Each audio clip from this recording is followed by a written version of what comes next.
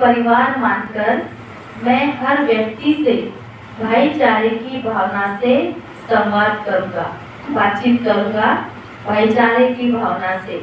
ये सभी मेरे ही परिवार के सदस्य हैं। दूसरा, मैं अपने मन, वचन और कर्म से किसी को दुख नहीं दूंगा। ज्ञान हमें यही सिखाता है, ना दुख दो ना दुख लो। इसके ऊपर हम ध्यान रखेंगे। मैं सभी धर्मों का सम्मान समभाव से करूंगा। हमारे लिए सभी धर्म बराबर हैं, है ना। हम सभी धर्मों का सम्मान करेंगे। मैं प्रकृति और पर्यावरण का सम्मान करूंगा। हम प्रकृति का सम्मान करेंगे, पर्यावरण का सम्मान करेंगे तो प्रकृति हमारी रक्षा करेगी। आज जो इतना मौसम बिगड़ गया है, इतना सब उलट-पुलट हो गया है प्रकृति की वजह से, तो उसका एक कारण है कि आज मनुष्य ने अपने स्वार्थ के लिए प्रकृति को बहुत नुकसान पहुंचाया है। सारे जंगलों को काट दिया, पेड़ों को काट दिया, है ना। और एक फोटो मैंने देखी थी, उसमें एक व्यक्ति एक पेड़ को काट रहा है और काटते काटते थक गया ना, तो उसी पेड़ की छांव में सो गया। तो ये हाल आज इंसान का, छांव चाहिए लेकिन पेड़ों को काट रहे हैं। तो हमें ज्यादा से ज्यादा पेड़ भी लगानी है, ये भी एक संकल्प करना है। आप किसी का भी जन्मदिन मनाते हो तो उसको गिफ्ट जो देते हैं, तो फूल ये वो चीजें देने की बजाय आप उनको पौधा गिफ्ट कर सकते हैं। तो जब पौधा हम गिफ्ट करते हैं, आप उसको गमला दो या पौधा दो, उसको कहीं पर भी लगा सकते हैं। तो ये भी हम एक नियम बनाएं कि उसको पौधे गिफ्ट करें, तो प्रकृति का, पर्यावरण का सम्मान करेंगे। देश में शांति बनाए रखने के लिए मैं प्रतिदिन 15 मिनट मौन, ध्यान, प्रार्थना के लिए निकालूंगा।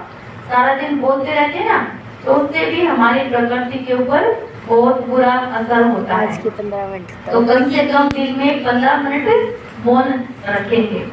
दिल में क्षमा और रहम के साथ मैं गलत करने वालों के प्रति भी कल्याण की भावना रखूंगा ना। तो ये 5 संकल्प हैं जो आप उसमें से 5। आशा करता हूँ कि जो हमारी बहन जी ने आपको बताया है उन बातों पर आप अमल करेंगे। जैसे किसी का जन्मदिन है तो उस पर पौधा गिफ्ट करना है।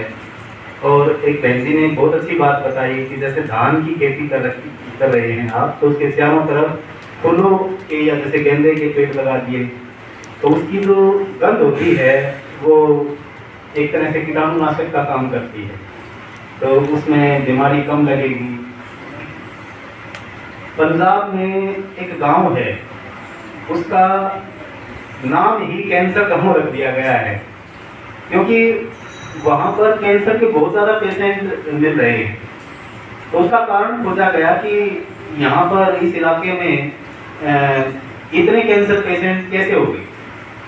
तो वहाँ पर कपास की खेती करते हैं और ये धान की खेती करते हैं, तो उस पर पेस्टिसाइड छिड़के जाते हैं। अब वो पेस्टिसाइड छिड़कते हैं तो उसके ऊपर असर हो जाता है, और जो खाने वाले होते हैं उनके ऊपर भी असर होता है। इसी प्रकार यूरिया का, डीएपी का, जो रासायनिक खाद हैं उनका हम बहुत ज़्यादा प्रयोग कर रहे हैं। तो अगर उसकी जगह गोबर की खाद का प्रयोग किया जाए और पेस्टिसाइड के रूप में जो गोमूत्र होता है वो बहुत बढ़िया काम करता है, अगर उसका छिड़काव कर दें तो उससे जो है हमारा पैसा भी बचेगा, क्योंकि पेस्टिसाइड बहुत महंगे आते हैं, और गोमूत्र जो है फ्री में अवेलेबल हो जाएगा। गांव में घर घर में गाय हैं। तो इस प्रकार कुछ ये छोटी छोटी बातें हैं, इन विकल्पों को प्रयोग करके हम अपनी खेती को अच्छा बना सकते हैं। आप सबका पुनः धन्यवाद। ओम शांति। कर्म की खेती करो। मना कर्म रूपी भूमि पर हमें कौन सा हल चलाना है? ज्ञान का हल। बाबा ने आज की मुरली में भी कहा था, ज्ञान का मनन कर।